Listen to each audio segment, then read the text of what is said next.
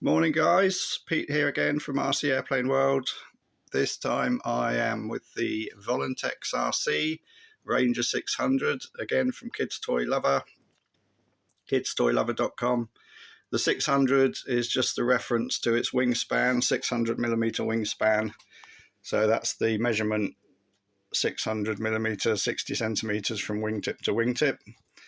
And this is a simple 3-channel powered glider, if you like, control to rudder, elevator and motor power. No aileron control on this one, which is fine. You don't need ailerons as a beginner. And yeah, very simple plane. I've been out with it this morning.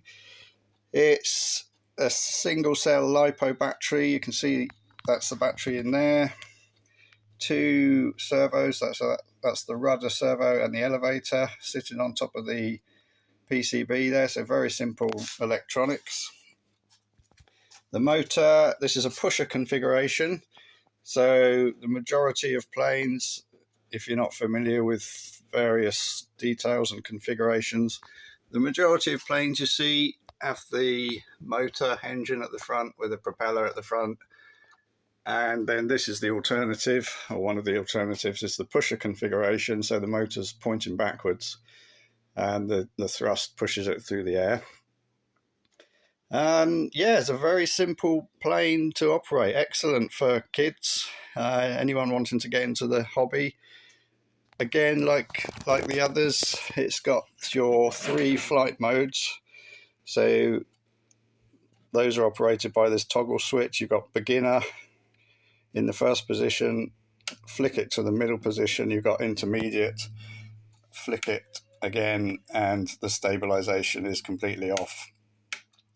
So I've been playing about with that this morning, and it does, yeah, it makes a huge difference. The difference with this one that I've found to others is that when the stabilization, a lot of these planes now are fitted with electronic stabilization, and it just makes them a lot easier to fly. So if you are a beginner, completely new to it, and you're flying it on beginner mode, which you should be, you can't really go wrong, to be fair. But the difference with this one is that when the stabilization is off, this thing's actually quite controllable. The others, I know it sounds crazy, but things like my Top RC Spitfire, the Volantex Mustang I reviewed, and a couple of others, with the stabilization completely off, they're so unstable, they're just not flyable, particularly not very controllable. Whereas this one is, yeah, it's very twitchy and you need to know what you're doing, but it's good fun. It just means you can loop and stall turn and that sort of thing. But anyway, that's down the road. For if you're a complete beginner, you'll be learning all about that later on. So, as I say, I've been out with this in the field for a few flights this morning. Beautiful spring day, 0 wind, hardly, here in the UK. And that's exactly the conditions this sort of thing needs. Because of its weight, it really needs to be flown on calm days, very little wind. And you'll have a great time with it. Flight times are generous. You can be looking around about 10 minutes per charge. You get a single cell battery, you get the standard USB charger and a spare propeller there in the bag, 2 spare propellers in fact, so that's good.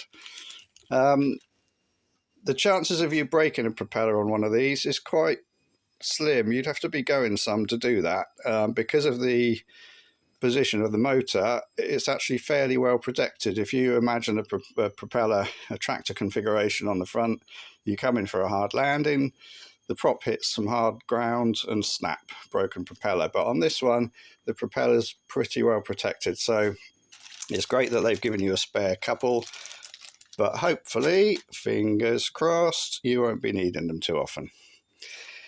And yeah, what else can I say? It's very simple to operate, all ready to go. All you need to do is charge the battery.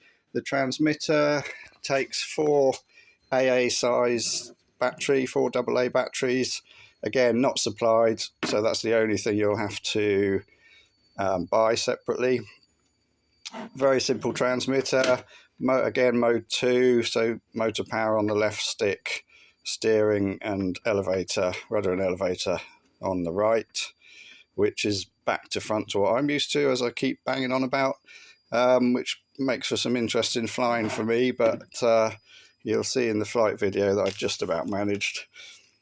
And what can I say? It's a great little plane, very low cost, easy to fly, a nice safe design and configuration, 3 channels, so not too much to worry about. And I think it's a great product, and definitely one to consider if you're either looking to get into the hobby yourself or you've got kids or grandkids. Definitely consider one of these, because I've been quite impressed with it from a beginner's point of view. It's a great little product, and yeah, definitely worth it. Okay, cheers guys. I shall put this video together and we'll speak soon. Okay guys, we're with the Ranger 600 here in the field. Again, lovely spring day in southern England, and we're just going to give it a little fly, see how she goes.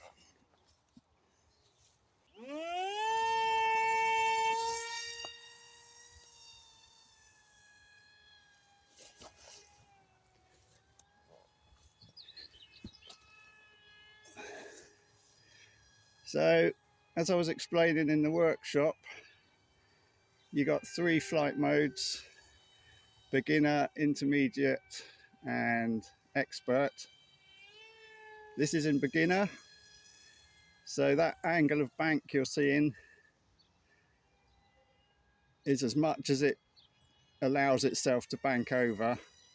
Just bear with me because as before, this is a mode 2 transmitter and I fly mode 1. I know I keep banging on about it, but it's just difficult. It's not coming naturally for me.